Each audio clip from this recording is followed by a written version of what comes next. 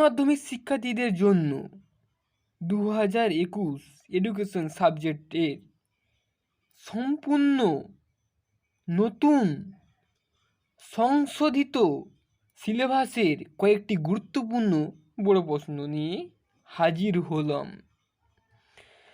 এই কোশ্চেনগুলিকে গ্রুপ আকার বা অধ্যায় আকারে আমরা কোশ্চেনগুলোকে বিস্তারিতভাবে আলোচনা করেছি। প্রথম অধ্যায়ে শিখন থেকে আমরা মোট 8টি কোশ্চেন বেছে নিয়েছি, যেগুলি খুবই গুরুত্বপূর্ণ।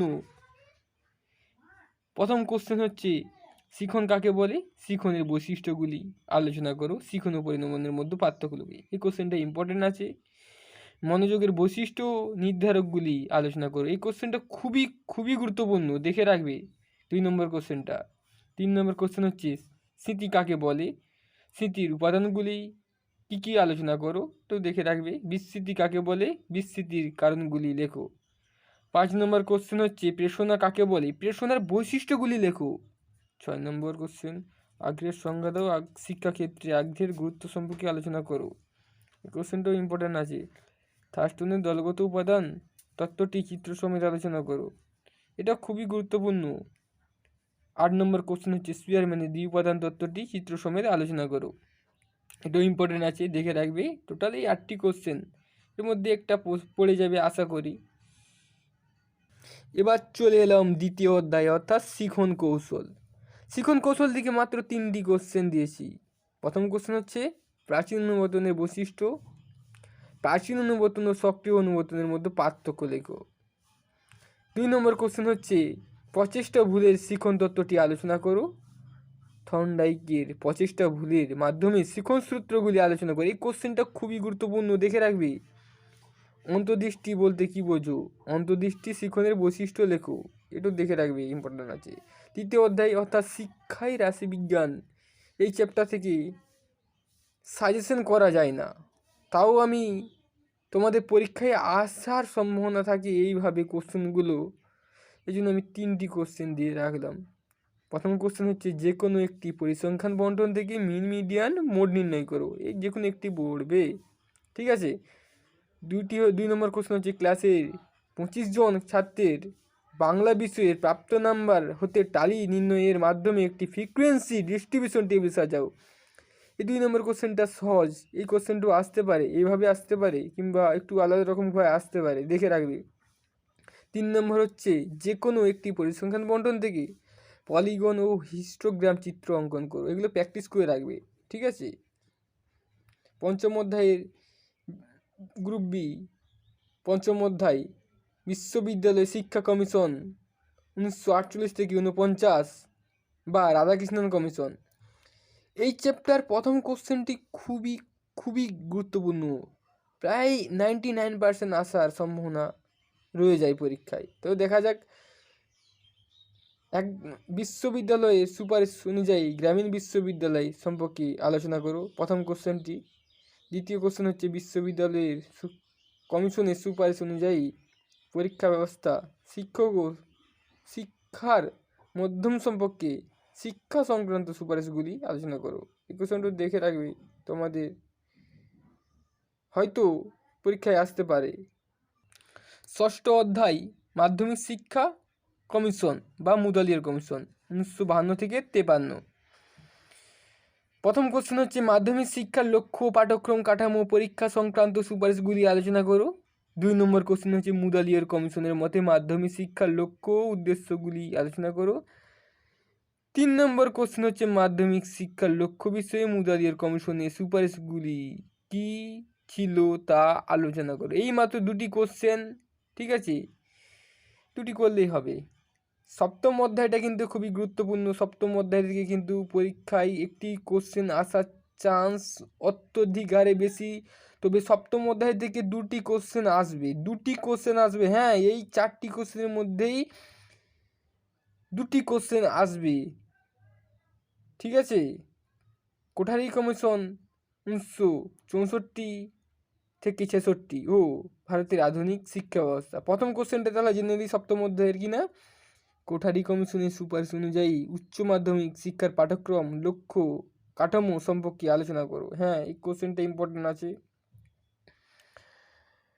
কোঠারি কমিশনের সুপারিশ অনুযায়ী প্রাথমিক শিক্ষার লক্ষ্য ও পাঠ্যক্রম কাঠামো আলোচনা করো। 2 নম্বর কোশ্চেন। 3 নম্বর কোশ্চেন হচ্ছে কোঠারি কমিশনের সুপারিশ অনুযায়ী প্রাথমিক শিক্ষার লক্ষ্য পাঠ্যক্রম ও কাঠামো আলোচনা করো। 4 নম্বর কোশ্চেন হচ্ছে কোঠারি কমিশনের সুপারিশ অনুযায়ী বৃত্তিমুখী ও কারিগরি শিক্ষার সুপারিশ আলোচনা করো। এর প্রয়োজনীয়তা ব্যক্ত করো ও সম্পর্ক লেখো। ঠিক আছে, এই 4 নম্বর কোশ্চেনটা কিন্তু খুবই গুরুত্বপূর্ণ। আমি তোমাদের বলবো এই 4 নম্বর কোশ্চেনটা কিন্তু করে রাখবে। এই 4 নম্বর কোশ্চেনটা আলাদাভাবে পড়তে পারে, ভিন্নভাবে পড়তে পারে, তবে আমি তোমাদের একসঙ্গে এটা জয়েন করে দিলাম যাতে তোমাদের বুঝতে সুবিধা হয়। গ্রুপ বি 8ম অধ্যায়, এই অধ্যায় থেকে 4+4 একটি কোশ্চেন অবশ্যই থাকবে।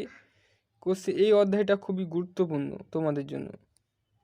প্রথম কোশ্চেন কি না, কমন স্কুল কি? এই কোশ্চেনটা 2 নম্বরে আসবেই গ্যারান্টি সহকারে।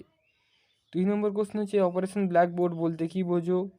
অপারেশন ব্ল্যাকবোর্ড এবং নবোদয় বিদ্যালয় সম্পর্কে আলোচনা করো। এই কোশ্চেনটা আমি গ্যারান্টি দিতে পারি, এই কোশ্চেনটা 99% আসার চান্স আছে।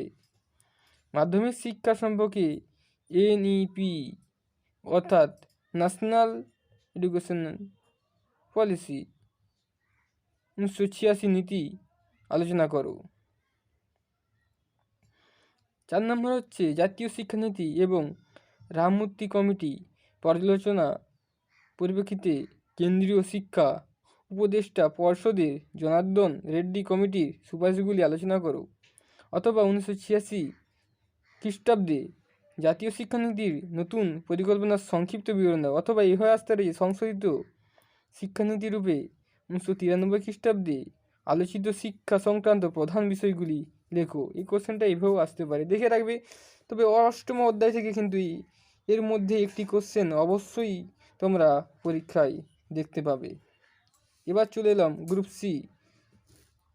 এই কোশ্চেনের মান হচ্ছে 4। গ্রুপ সি থেকেই আমরা 4 নম্বরের শুধু কোশ্চেন পাবো, এখানে 8 নম্বরের কোশ্চেন পাবো না। তবে এর আগে যে কোশ্চেনগুলো আলোচনা করলাম সেগুলোই আমরা 8 নম্বরের কোশ্চেন আলোচনা করেছি। এবার 4 নম্বরের কোশ্চেন আলোচনা করব। 10ম অধ্যায় কি না, প্রাথমিক শিক্ষা সর্বজনীনকরণ।